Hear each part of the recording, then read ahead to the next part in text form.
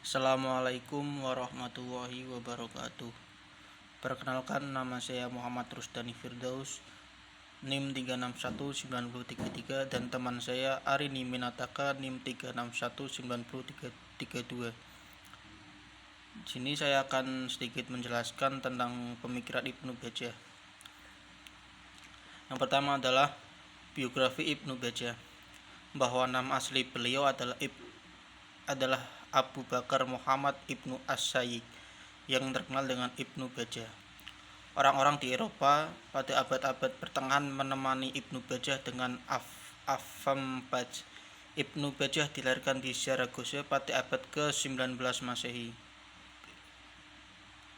Tahun kelahirannya yang pasti tidak diketahui. Demikian pula pada masa kecil dan masa mudanya. Sejauh yang dapat dicatat oleh sejarah ialah bahwa ia hidup di Sheffield, Granada, dan Fez. Menulis beberapa risalah tentang logika di kota Sheffield pada tahun 1918 Masehi. Ibnu Bajjah bukan hanya seorang filosof ansih, tetapi juga seorang saintis yang menguasai beberapa disiplin ilmu pengetahuan, seperti kedokteran, astronomi, musikus, dan matematika. Ia juga aktif dalam dunia politik, sehingga Gubernur Zaragoza Daulat al-Mubarid Abu Bakar Ibnu Ibrahim al-Sahrawi mengangkatnya menjadi wazir. Ketika Zaragoza dan Sheffield diduduki Raja Alfonso, ia pindah ke Granada dengan transit di Satibah.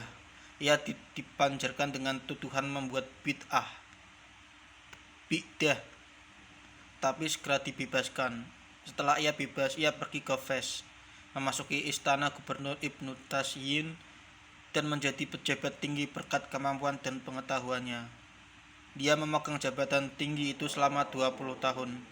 Musuh-musuhnya mencapnya sebagai ahli bid'ah dan beberapa kali mengatakan usaha pembunuh terhadapnya.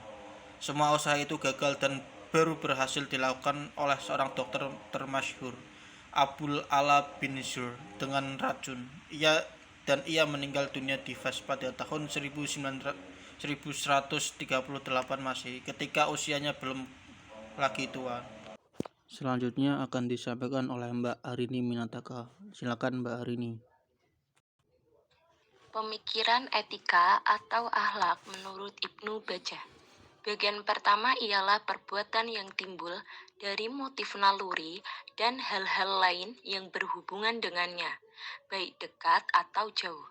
Bagian kedua ialah perbuatan yang timbul dari pemikiran yang lurus dan kemajuan yang bersih dan tinggi. Bagian ini disebutnya perbuatan-perbuatan manusia. Pangkal perbedaan antara kedua bagian tersebut bagi Ibnu Bajjah bukan perbuatan itu sendiri, melainkan motifnya. Perbedaan antara kedua perbuatan ini tergantung pada motivasi pelakunya, bukan pada perbuatannya. Perbuatan yang bermotifkan hawa nafsu tergolong pada jenis perbuatan hewani, dan perbuatan bermotifkan rasio atau akal maka dinamakan perbuatan manusiawi. Manusia menurut Ibnu Bajjah, apabila perbuatannya dilakukan demi memuaskan akal semata, perbuatannya ini mirip dengan perbuatan ilahi daripada perbuatan manusiawi. Hal ini merupakan keutamaan karena jiwa telah dapat menekan keinginan jiwa hewani yang selalu menentangnya. Perbuatan seperti itulah yang dikehendaki oleh Ibnu Bajjah bagi warga masyarakat yang hidup dalam negara utama. Konsep insan tadbirul mutawahid. Tadbirul Mutawahid adalah sebuah buku tentang moral dan politik yang disusun menurut buku Al-Madinatul Fadilah karya Al-Farabi.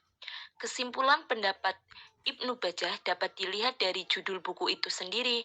Yang dimaksud dengan mutawahid ialah manusia yang hidup menyendiri, hidup di dalam menara gading, merenungkan berbagai ilmu teoritis.